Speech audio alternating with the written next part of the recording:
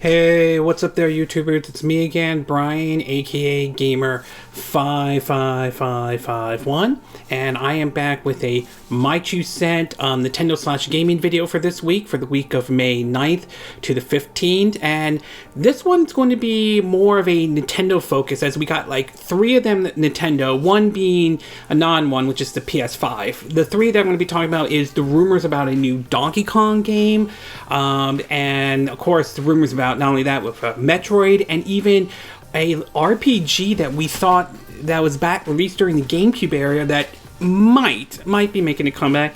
Plus, we do want to talk about the situation regarding the PS5 and how that seems to be kind of a little bit difficult right now to find one and all that stuff.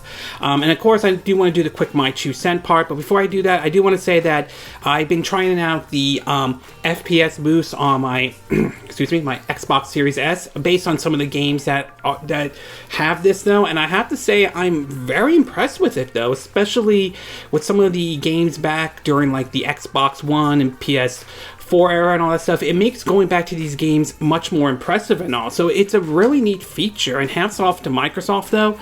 That said, it is worth pointing out not every game is going to take advantage of the FPS boost, particularly those on the Xbox Series S, as some games are not available at this time to take advantage of that feature compared to what is on the Xbox Series X though. So if you're going to you might want to look at which game is available that has FPS boost available, and if that's the case, make sure it can also run that FPS boost available is also available on your Xbox Series S, assuming you have that. So it's a really neat feature. I would like to see Microsoft sort of push more games to take advantage of this feature and all that stuff. So it's really neat and all that.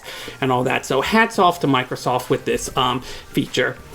Anyway, before we get started with the My 2 Cent part, we'll do the quick My 2 Cent, and these are stories that kind of caught my attention to a certain degree, but I'm not going to go into a huge amount of details and all that stuff. The first one is that Nintendo has said that they are, when the time is right, they are ready to take acquisitions, buy studios and all that stuff. And obviously they'll go at the pace they want to go, and that's their call at the end of the day. That said, we saw what the reaction we got last year when Microsoft purchased Bethesda, so it does make you kind of wonder if there's more pressure on Nintendo to consider taking an approach similar to what Microsoft is doing. Time will tell if that happens or not, but as of right now, their approach is they will acquire studios when the time is right. We also learned that Mercury System will be publishing a game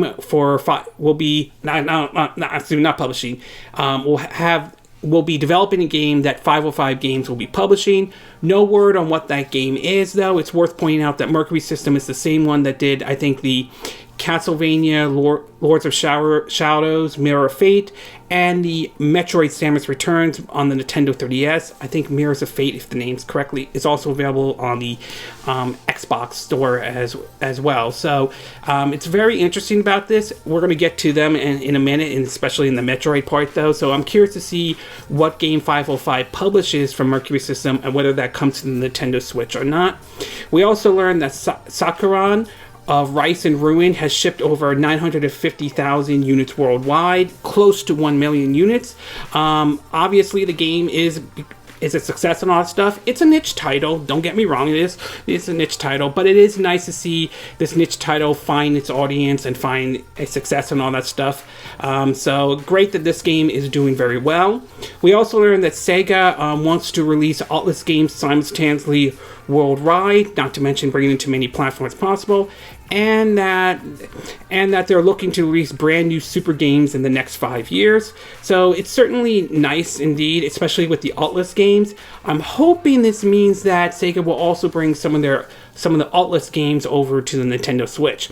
I mean, great that they brought Persona 5 Striker on the Nintendo Switch, but I would have liked to see the Persona 5 RPG on there. That would be a perfect fit. Not to mention some of the games Aulx has published, like the Vanillaware ones. I would love to see Odin Sphere, Muramasa the Demon Blade, Dragon Crown, and Sentinel 13 Aegis Rim, those would be a perfect fit for the Nintendo Switch, at least in my view. As far as what the Super game might be, we'll have to wait and see on that. We also learned that Sega as well is looking for more consoles games coming in 2022 and probably teasing about a brand new Sonic game and all that. We've heard some reports about they are considering maybe remaking, remastering, or rebooting some of their titles. Some of them range from Streets of Rage to Knights to Jet Set Radio to Crazy Taxi, which I'm all for it if it's done the right way. And like I said, call me a Nintendo fanboy if you want to. I would love to see some of this come to the Nintendo Switch. As far as the new Sonic game goes, Sonic games have kind of been a hit and miss, though. Not the 2D ones. 2D ones are great. The 3D ones have been sort of a hit and miss. If they do another 3D one, I would say hopefully they learn from Colors and all that stuff. I still think that's the best 3D Sonic game out there, at least in my view, though. Sonic Force wasn't necessarily bad. It wasn't perfect, but it wasn't as bad, and it was sort of more closer to what Sonic Colors is, which to me, like I said, that's not a bad thing at all. So we'll see how this new Sonic games goes. I mean, with the movie doing very well, obviously, hopefully this means the Sonic games will probably do well and all that stuff. I'm hoping that's the case. We know about Sonic's history and all that stuff.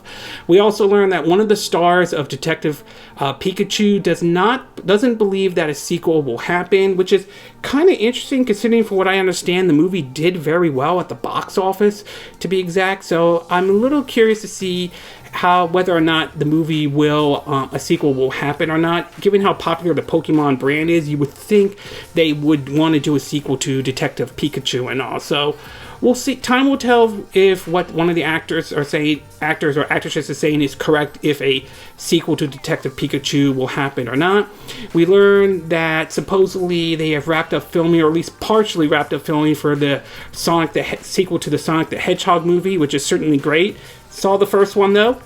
I thought it was good. I think it wasn't perfect, it wasn't bad or anything like that, but I felt like it was a very good movie adaptation of a video game, and I'm really happy how they were able to handle that movie. So great that it did very well. Great, the first one did very well at the box office, despite coming out at the time when COVID-19 was starting and all. But hopefully the sequel is better. Hopefully the sequel is good as the first one is, so we'll have to wait and see. And last but not least, we also learned that Ubisoft is changing some of their strategy and focusing more on high-end free-to-play games, which I am a little iffy about that, considering we've seen how some companies have pushed the microtransaction to the point where it definitely pissed off a lot of people. We saw that with the loot box with Star Wars Battlefront 2. So we'll see how the strategy plays out. I'm still iffy about it, though. I've played some of Ubisoft's games, though, and while some of their games some of the games you could play without the microtransactions, though, which is fine. I mean, it's not as bad as some people make it sound like it'd be, but I could see why not everyone is a fan of it, and why some people are worried about this approach that Ubisoft is doing, though. Okay, with the quick My 2 cent part now done, we'll get started with our first story, and this one has to do with the JRPG that was released back during the Gamecube era called Baten Kaitos. If I'm saying the name correctly, apologize if I'm not. This was an RPG developed by Monolith Software and I think another studio, Crescendo. Apologize for not saying it correctly. That was published by Bandai Namco and was released during the GameCube era. It had both a sequel, which actually was a prequel and all that, though. And since then, the series has sort of remained dormant for a long time, though. Supposedly there were reports of one being developed for the DS, but that got canceled and all that. And since then, Monolith Software has supposedly moved on and have now supposedly owned by Nintendo. Last time I remember reading, supposedly they own 90% of that company, while Bandai Namco owns 10%. Don't know if that has changed or not. And they've also produced the excellent Xenoblade Chronicles series with the original Xenoblade Chronicles and Xenoblade Chronicles X. I think that deserves a port on the Nintendo Switch. Monolith Nintendo, that does need to happen, though. Not to mention Xenoblade Chronicles 2 and Definitive Edition, Xenoblade Chronicles Definitive Edition, that has basically that is basically a remake to some degree of the original Xenoblade Chronicles that was released back on the Wii and the 3DS, though. Well, now it seems as though that there are some reports coming out that this game, Baten Kaitos, again, apologize for not saying the name correctly, though, could be coming back to life if these trademarks are true. In an article, first, let me get it out, published on several sites, this one from Game Rant, it reads that, quote, new trademark filed by Bandai Namco suggests that the old school GameCube JRPG series Baten Kaitos could be making a comeback. A number of older games have received attention from modern revivals such as Pokemon Stadium and Midnight Club. While it's not an official announcement, publisher Bandai Namco has recently registered 2 trademarks in Europe for the Nintendo GameCube exclusive title Baten Kaitos Eternal Rings and the Lost Ocean, as well as its prequel, Baten Kaitos Origin. What does it mean? Well, perhaps it could be a sign of a future revival of the old JRPG. Baten Kaitos was a role-playing game developed by Monolith Software and Cents.to, again, I apologize I'm not saying the name correctly, and published by Bandai Namco for the Nintendo GameCube back in the early 2000s. Baten Kaitos Eternal Rings and the Lost Ocean launched in Japan in 2003, followed by a North American release the following year. Its prequel's Origin saw its release in 2006. The title was announced during a period when a number of JRPGs was limited on the GameCube. However, apart from a failed revival for the Nintendo DS, there has since been no further entry announcement for the series. After its cancellation, developer Monolith Soft and its teams began shifting its effort towards future developments in other projects, including Xenoblade Chronicles. Now, while this information may indicate a possible revival of the series for the new age of consoles, these ideas are only speculation. There has been no official word from the developers or publishers regarding the matter. However, perhaps a showing of fan excitement and support for a possible comeback may help sway Bandai Namco into future consideration, though. Now, it is true that anytime these trademarks are filed, though, that doesn't automatically mean the game is going to happen. I mean, we've seen trademarks for, say, Eternal Darkness so many times, yet that game never saw a revival or anything like that, despite people wanting to see a revival and stuff. So there's no guarantee that is going to happen. That said, though, it's not out of the realm of possibility that they could revive this series and all. And I think the Nintendo Switch would be a great choice to bring this series back. I mean, we've seen games that were often niche or forgotten sort of like make a comeback on the Nintendo Switch. Look how well Luigi's Mansion 3 did. Look how well that was a niche title, how well that did on the Nintendo Switch. Fire Emblem Three Houses is another game. Xenoblade Chronicles 2 and Xenoblade Chronicles Definitive Edition. So I do think it is possible, and I really think Bandai Namco should consider bringing this series back, along with Xenosaga. I know there was a report that they decided not to do it due to marketing, though, but I think there would be a great opportunity for this series and Xenosaga to make a comeback, and I think the Switch would be a great idea for that to happen. Maybe work out some exclusivity deal with Nintendo and all that to make it happen and perhaps maybe find a new audience that may have missed out on this during the GameCube era, considering the GameCube didn't exactly sell as well or anything like that compared to where the Nintendo Switch is right now. So I really think that Bandai Namco should definitely reconsider bringing this series back, Baten Kaitos, and not to mention the Xenosaga too. So overall, right now, it is just nothing more than a rumor.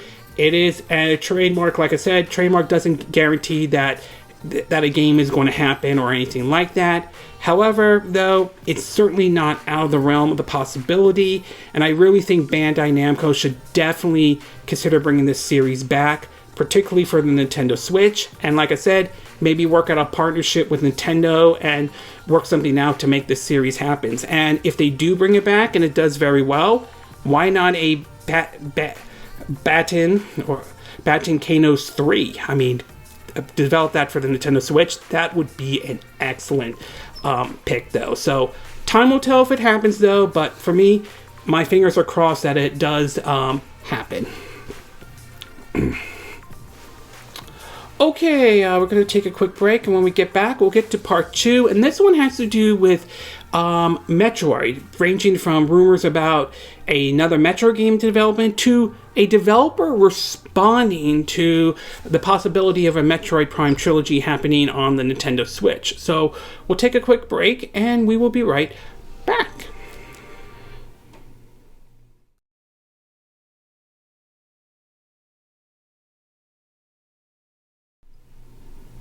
Okay, and we are back with part 2 of our My 2 Cent video, and for this one, we're going to be taking a look at the situation regarding Metroid, including a rumored Metroid game, and basically the situation regarding the Metroid Prime Trilogy, supposedly rumored to be in development for the Nintendo Switch. Now, Metroid certainly is beloved by a lot of folks out there, though. Me particularly, though, my favorite entries has been the Metroid, Super Metroid on the Super Nintendo, though, to the Metroid Prime Trilogy itself. That's one of my favorite entries in the series. Now, I'm sure most of you are also aware of the saga surrounding Metroid Prime 4. It was announced during, I believe, E3 2017. There were reports of it being worked from an Eternal Studio. Supposedly, Bandai Namco was directly involved.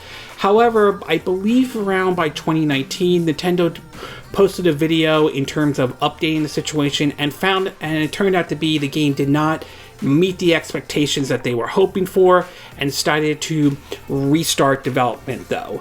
And at that point, we learned that Retro Studios, the folks who originally developed the Metroid Prime Trilogy, decided to step in to help out with this game, and they pretty much have been hiring a lot of folks lately to make this game happen. While I applaud Nintendo for basically apologizing for the fact that the game did not live up to the standards that they wanted to, that it should have, which I applaud them for that, though, I do think at the same time they do deserve some level of criticism, considering the fact that it does make you wonder why didn't they go with retro in the first place or anything like that. Either way, though, 4 is in development, but it's probably going to be a bit until we see it, though, unless they decide to show something at E3 this year or something like that. But one of the games that was also rumored at the time when this whole situation with Metroid Prime 4 is that it was basically the Metroid Prime Trilogy. This was basically a collection of both Metroid Prime 1, 2, and Metroid Prime 3, originally developed for the Nintendo Wii, which basically updated the controls for Prime 1 and 2 to use the motion controls, or use the control scheme that was used in Metroid Prime 3 Corruption, though. The game would also see a port over to the Wii U as well. Now, there have been rumors about Metroid Prime Trilogy for the Nintendo Switch. Several insiders or folks who have a history of a lot of this stuff claim that Prime Trilogy is already done on the Nintendo Switch and they're just waiting for Nintendo to release the game and all that stuff. So there's been some back and forth on this rumor for quite some time. However, a former developer who worked on the series, though, basically has chimed in, and according to this developer, he seems to have some doubts that a Metroid Prime Trilogy game is going to happen. In an article posted on Video Game Chronicles, it says that, quote, former retro lead says third game's Wii controls will require Herculean effort to port. According to the article, it says that, quote, a former Retro Studio lead who worked on the Metroid Prime Trilogy has said he's skeptical the game would be ported to the Nintendo Switch. Mike Wilkins, W-I-L-K-N, who was a design lead on all 3 Prime games before leaving Retro some years at Alter, made the comment on Facebook in reply to a Metroid fans account. The design skepticism involves the complex of translating the third Metroid Prime's Wii motion controls to Switch standard setup, which he said would require a Herculean effort. In contrast, Wilkins said adding motion controllers to the first 2 Metroid Prime games for its 2009 Wii Trilogy collection was straightforward, though. Responding to a comment calling for a Switch port of the Metroid Prime Trilogy, Wilkins wrote, spotted by Game Explains, this will take a lot of effort, so I'm pretty skeptical it will happen.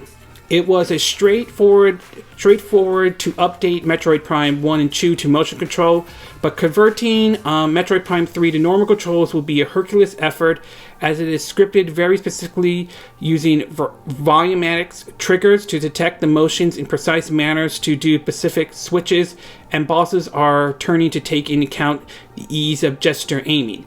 The design went on to claim that Switch gyro controls won't be able to simply replicate Prime 3's Wii mechanics, and brute force programming would be required to adapt them. The biggest issue is Retro no longer has functional editing tools to work with the Prime code base, so everything will have to be brute force and hard code, he wrote.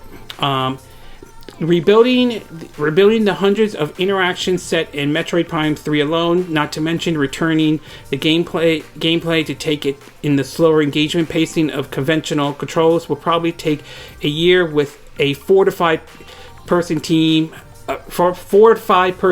full-time by itself. Now, I do want to say for the record though, and I've said this before in the past and I'll say this again, I'm not a game developer, okay? I wouldn't even know how to program a video game, let alone I wouldn't even know how to design a video game character. Hell, I probably said this before, I'll say it again, the best I could do is draw a stick figure.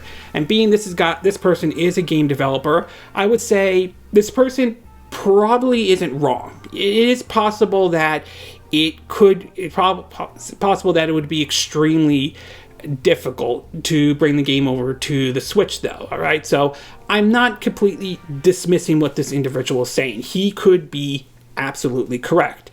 At the same time though, it's also worth pointing out that he's no longer with Retro Studios, and a lot has changed since he probably has left though. So it's possible that maybe they found a way to make it work onto the Nintendo Switch and all. I mean, we're already seeing The Legend of Zelda Skyward Sword make their way over to the Nintendo Switch, and at least when they showed off the trailer though, it showed off that apparently they found a way for those who are playing the game using a controller or Switch Lite though, they were able to basically use the right analog stick for the sword controls. Whether that works or not, that remains to be seen. Another example is, say, when Super Mario 3D All-Stars came out though, they were able to find a way to use basically the pointer controls in the game, whether it's using, like the Pro Controller to point or anything like that, onto the TV, or using the touch screen itself,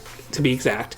And another example is, and I know this may be a game people may or may not have played before, is the game World of Goo. When that came out for the Wii, like years ago, it used the Wii remote to sort of with pointer controls and all that stuff. And I believe the Switch had that approach with the pointer controls indeed. So to me, it sounds like it's possible they could make it work on the Nintendo Switch. There is a possibility they could find a way to make it actually work. Again, we saw it with Skyward Sword, although time will tell whether or not this works or not, but I wouldn't rule out the possibility they could find a way to make this work. That said, regardless of whether you agree with what he said or disagree, and I'm sure everyone will have a different opinion, it seems that some fans, again, not everybody, not all Metroid fans, but some fans seem to take it personal and did not exactly appreciate what this former developer at Retro Studio said, to the point that it got to the bitter point of harassment and all that. In an article posted on Nintendo Life, it reads that, quote, earlier this week, Michael Walken, again, apologize if I'm saying it incorrectly though, the former lead designer to all 3 Metroid Prime games, revealed on Facebook why he didn't think a Switch port of Metroid Prime Trilogy was likely to happen. In short, he doubted it would be released as Retro Studio no longer has functional editing tools to work with Prime code's base, and as a result, everything would have to be brute force hard coded. Metroid Prime 3 alone would apparently be a Herculean effort.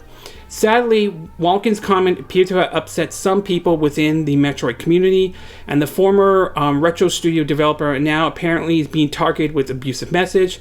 This information was shared by the Metroid fan website Shinesparker, and they and it says, quote, "We have been informed that the developer mentioned has been targeted with abusive message directly at his personal account on social media.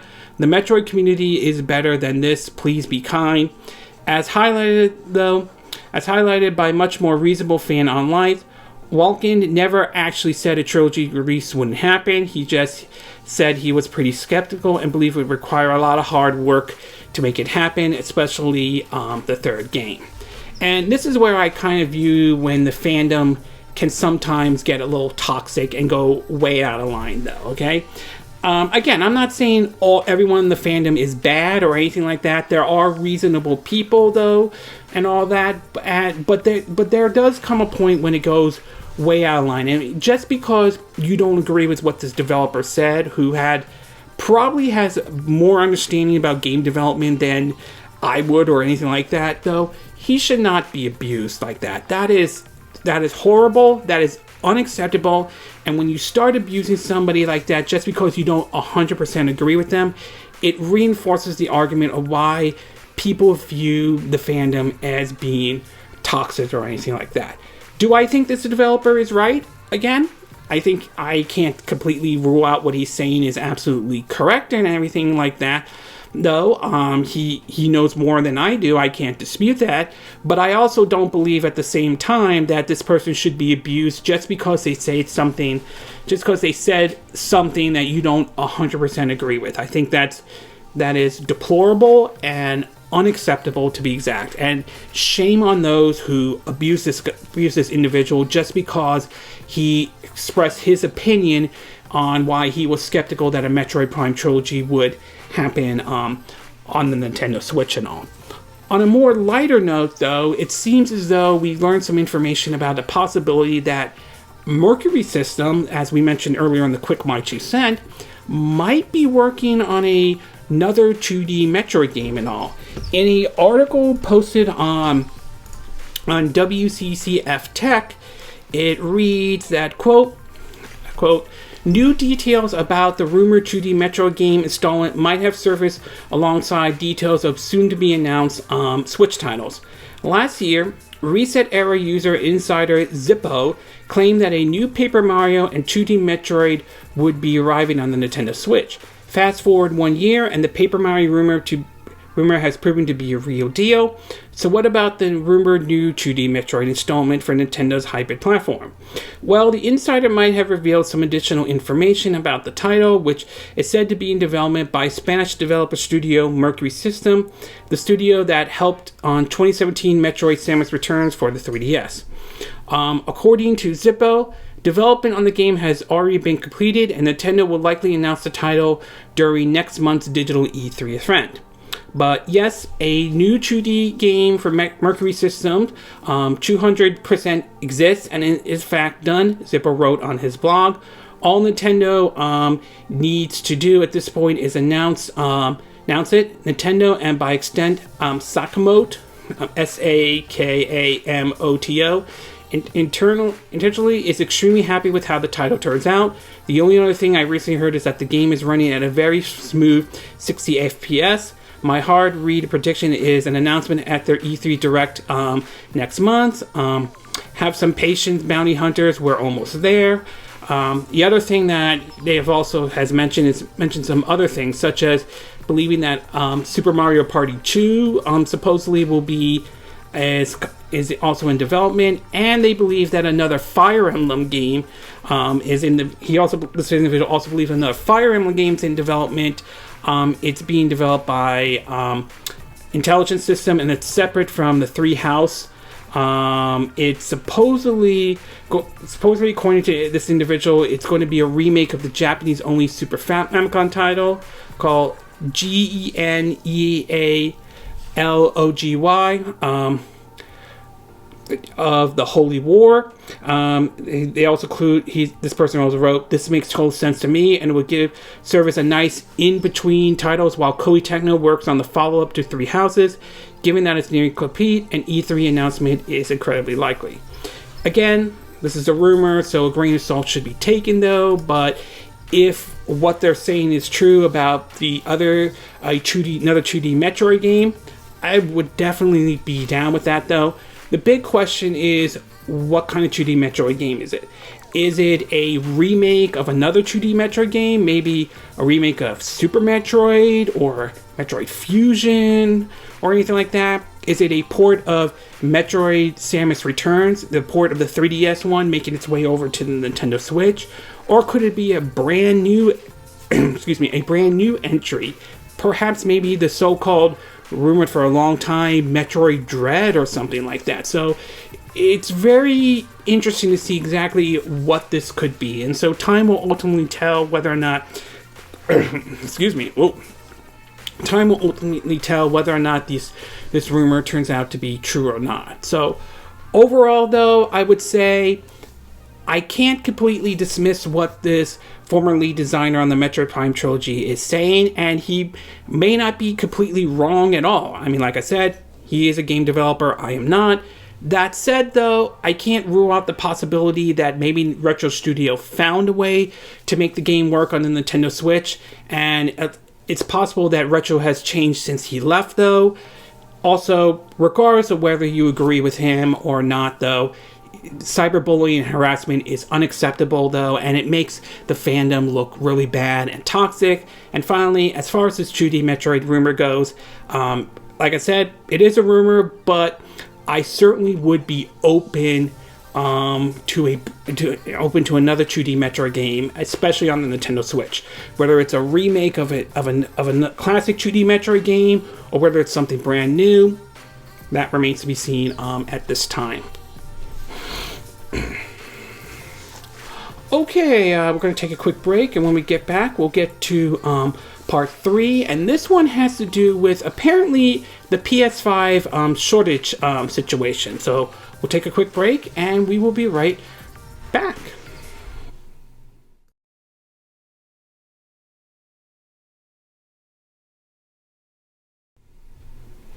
Okay, and we are back with part 3 of our My 2 Cent video, and for this one, we're going to be taking a look at the situation with the PS5. Now, there's no doubt in my mind, for Sony, though, the PS5 certainly has become a success for them, though, regardless of whether you agree with some of Sony's policies or not, though. However, even though the system has been a success, though, it's not without some of its, not without some controversy, ranging from basically the fact that they handled the pre-order situation poorly compared to what Microsoft handled their pre-order with the Xbox Series X and S, although theirs wasn't 100% better, though. Theirs weren't great, but it certainly was better than how Sony with the PS5, though. To the situation right now is because of the shortage situation. Now, there are many factors to why it's hard to find a PS5. Some of those factors, obviously, is the whole situation with the semiconductors or finding the parts needed due to basically because of the situation with COVID and all that stuff. And believe me, Sony isn't the only company being affected by it. Microsoft, obviously, and even Nintendo is being affected by this as well. In fact, there are rumors going around that the so-called Switch Pro, or whatever Nintendo might call it, is basically only making 1 million of them due to the whole shortage situation. Whether that's true or not, that remains to be seen and all that stuff. To obviously the situation with the scalpers, and believe me, I don't blame people having a hard time trying to find a PS5. I've been trying to find a PS5, and it's been extremely hard, especially with the scalpers and the bots, and not to mention some of them selling as high as up to $1,000 on eBay, even higher, which is like, yeah, I can't, I'm not going to accept that. I certainly cannot accept that, though. And it sounds like, according to some of the reports coming out, it sounds like the situation probably is not going to change for 2021, and there's a good chance we may have to wait until 2022, possibly, to get a PS5. According to an article on Forbes, though, it reads that, quote, "It's been hard to get a PS5 since launch for many consumers, and it turns out it's going to continue to be a hard pass in the first entire year of the console's lifespan, according to Sony. I don't think demand is calming down this year, and even if we secure a lot more devices and products, many more units of the PS5 next year, our suppliers won't be able to catch up with demand." Sony's HIROKI TOTOKI total analysis via Bloomberg. Demand has already made the PS5 the fastest selling console in history, but it would have put up even higher numbers had the supply been there. What's going on here? Why can't they just make more? That would be the global shortage of semiconductor chips used in a ton of electronics, but they are a key part of game consoles, especially including the PS5. Blame a combination of COVID and Trump's China policy for the issues, which are extending now that Trump has left office, and the pandemic extending now that Trump has left office and the pandemic is winding down in many regions around the globe. And these latest reports suggest that previous expectations of things getting better throughout 2021 have now been changed to expect shortages throughout 2022. Of course, in the case of PS5, the situation has not been helped by an army of scalpers and their bots, which has been able to snatch up a stock from retailers whenever new units go live. It was a problem at launch and will continue to be for as long as PS5s are not ready availability. It's unclear if Sony will have to adjust the sale forecast for this year, as previously they said they expect to outsell the PS4's 14.8 million units, but it will all just come down to their ability to get supplies up. The demand is easily there to sell that many PS5s, it seems, but the chip shortage is critical unless Sony's partner AMD can pull several million micro rabbits out of a hat. Sony has a big year lined up for the PS5. They already launched the critically acclaimed Returnal, although that's debatable depending on who you're asking about that game. Ratchet & Clank is coming soon. This fall should mark the launch of Horizon Forbidden West. Last we heard, God of War 2 was supposed to be in 2021 as well, but I don't think anyone actually believes that will happen. But still, for as long as Sony cannot have the supply to meet demand, they're losing revenue from consoles and games and streaming and services sale. But there may simply not be anything they could do for a while, as this is all on their hardware partners dealing with the global crisis. So it seems as though, and I will say, though disappointing, not shocking indeed, the fact of the matter is, it looks like it's still going to be difficult to get a PS5 this year, and it looks like that's not going to be changing anytime soon. So while that's just unfortunate, it isn't shocking though. Is it possible some folks might be able to find a PS5? Yes, I'm sure some people are going to be lucky enough to find one though, and I'm still not going to give up trying to find a PS5, but it's clear this situation is not going to end soon.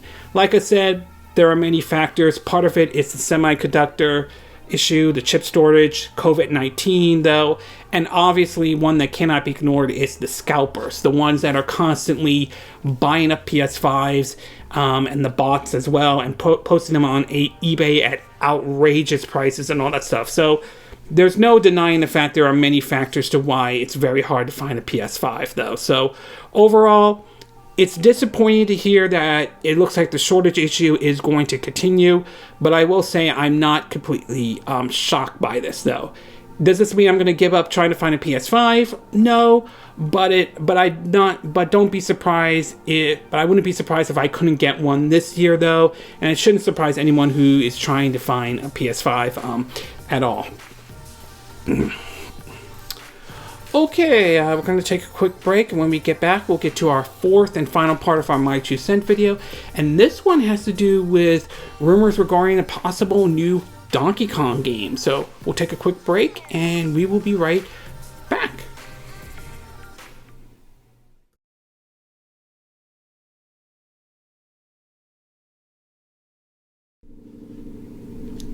Okay, and we are back with our fourth and final part of our My 2 Cent video, and for this one, we're going to be taking a look at a rumor regarding Donkey Kong. Now, when you think of Nintendo, you think of one of the most iconic characters of all time, Mario, obviously. Often originally referred to as Jumper Man when he took on Donkey Kong in the old classic, arcade 80 games, the Donkey Kong series though.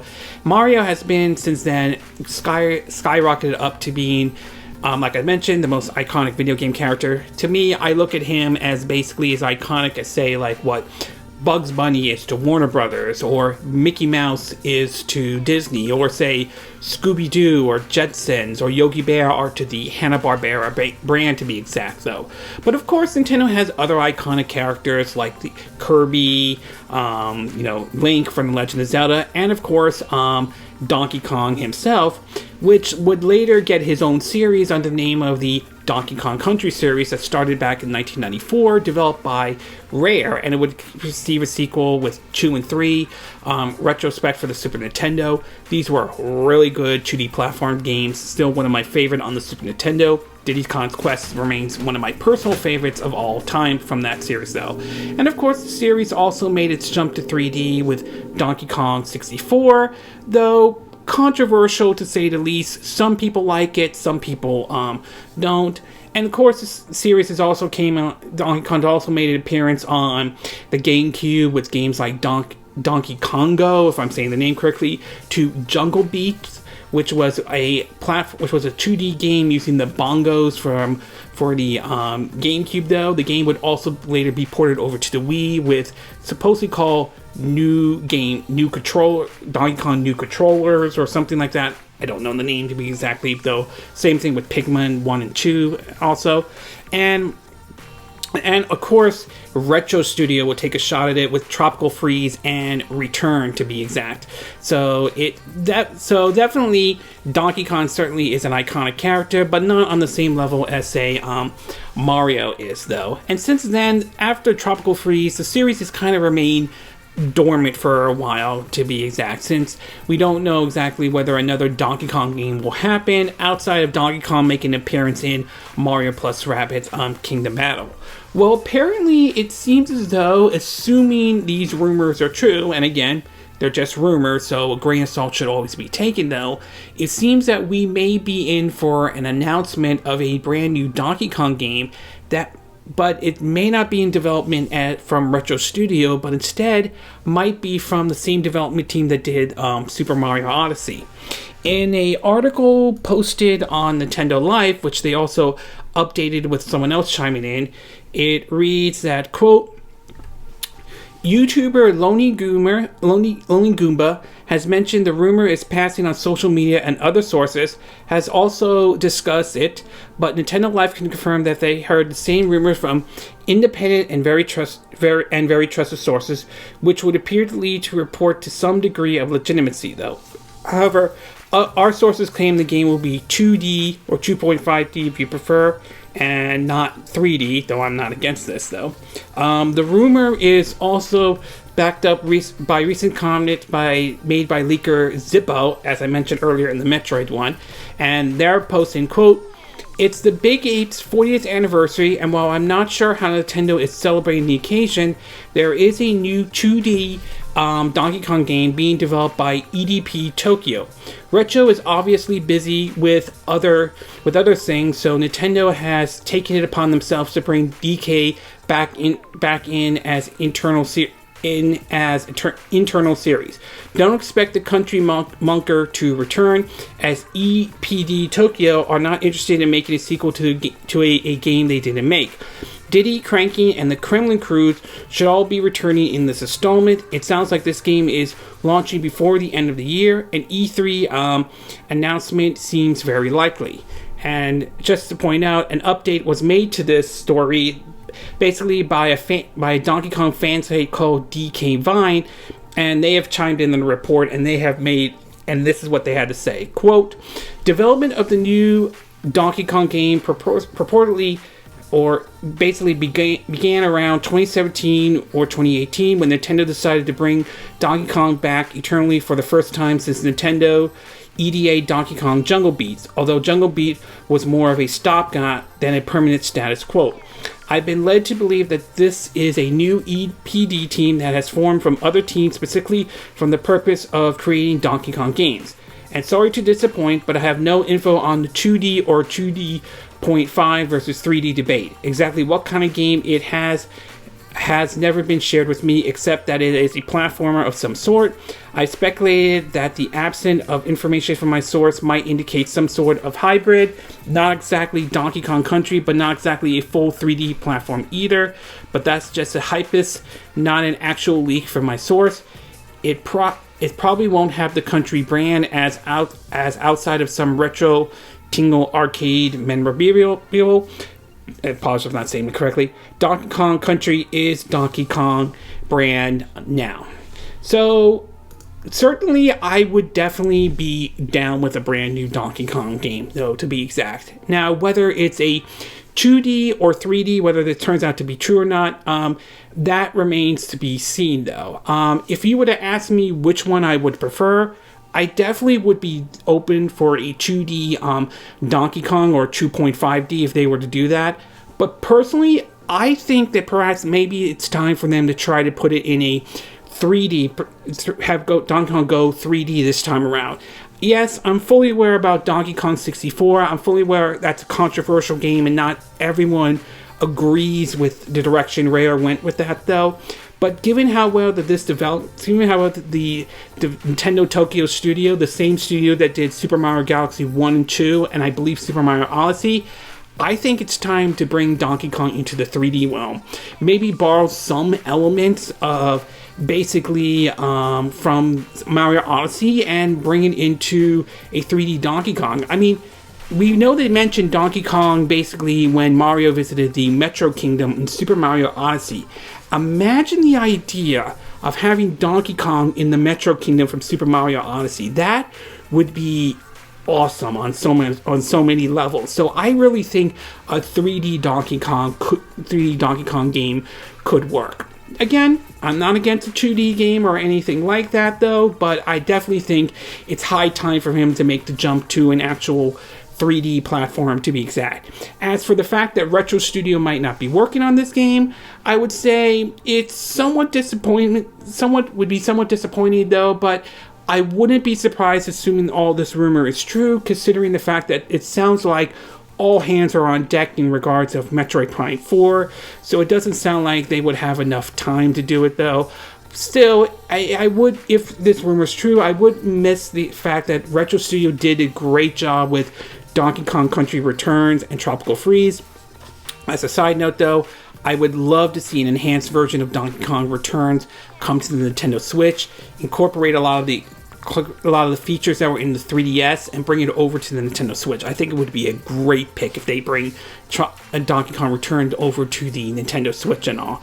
So I will say that like I said, I kind of would miss Retro working on it though, but I would definitely be open to Nintendo Tokyo Studio handle it though. One last thing I will say about this is that if this is true, if this rumor about this Donkey Kong game is true though, they got to get David Wise back on working on the music though. He delivers really good music for the Donkey Kong series though. I mean, his music, and I know some of this may sound cheesy to some folks out there, it's sort of like a combination of Peter Gabriel, Phil Collins, and Genesis, and it just fits the mood very, very well. I mean, the last one he worked on was, I think, Ukulele and the Impossible Layer, and the music just fits great. So I really, really think he should be brought back to do the music, assuming this rumor is true. So overall, though, I would say a grain of salt obviously needs to be taken on this rumor, to be exact. But if a new Donkey Kong game is in the works, I am definitely down with that. Like I said, I'm all for a 2D or 2.5D a Donkey Kong game, but I do think it's high time that they try to push them into the 3D realm, though. Seeing how well Mario Odyssey was done, I think that there is a chance to do a good 3D Donkey Kong game, to be exact. Whether it happens or not remains to be seen. We know E3 is going to be, E3 is coming up, though, so hopefully, fingers are crossed that this rumor is true, though. But like I said, I've said this before, I'm going to keep my expectations in check, though. But I am hoping this is true. I would love to see another Donkey Kong game. Okay, this concludes this My 2 Cent video for this week. And again, these are my opinion. What are yours? What are your thoughts about basically this report that Bandai Namco has filed trademarks for the two JRPG GameCube games, Baten Kaitos, if I'm saying the name correctly though? Do you think this is a sign to indicate that the series could be making a comeback? Do you think it doesn't mean really anything at all? And if it is, would you like to see them bring the series to, say, like the Nintendo Switch? What are your thoughts about the situation regarding Metroid.to? Do you think this former developer is correct that the fact that it would be very difficult for them to port Metroid Prime Trilogy over to the Nintendo Switch? Or do you think that it is possible that this version could basically make its way, that Metroid Prime Trilogy could make its way to the Nintendo Switch, and they might find a way to make it work, much like what we are seeing right now with Legend of Zelda Skyward Sword? Do you think fans went way too far when they went after this developer because he expressed his opinion or about how he's skeptical about Metroid Prime Trilogy happening? And do you think that the rumors about another 2D Metroid game for the Nintendo Switch is true? Do you think this? What are your thoughts about this report about this PS5 shortage lasting possibly into 2022? Are you disappointed with this announcement? Are you not surprised by this in any way? Are you still going to try to find a PS5 if you haven't gotten one yet, or you decided to give up on trying to find a PS5? And what are your thoughts about this Donkey Kong rumor though? Do you think this rumor is true? Do you think we'll hear the announcement at E3? Do you think do you like the idea of the folks who handle Super Mario Odyssey working on this game, or do you prefer Retro Studio handling this game instead? Would you like to see Donkey Kong in a 2D or 2D.5D, or do you think it's time to put Donkey Kong in, like, say, a 3D platforming style of a game? Do you agree with what I said in this video? Do you disagree? Do you have a difference of opinion? As always, sound off on the comment section below. Let me know what you think. And if you do like this video, I hope you hit the like button. I would appreciate it. Excuse me. And I hope you do subscribe to my YouTube channel. If you do, make sure you hit the bell icon for notifications of any new videos I put up. Also, feel free to share this video if you want to, and feel free to donate to my channel if you like. You can do it through PayPal Me or Patreon. Links will be in the description of this video, assuming you're watching this on YouTube. And I will see you again next time when I do another video. Hopefully that will be soon. Until then, from Southern California, I wish you all a good day then. Bye!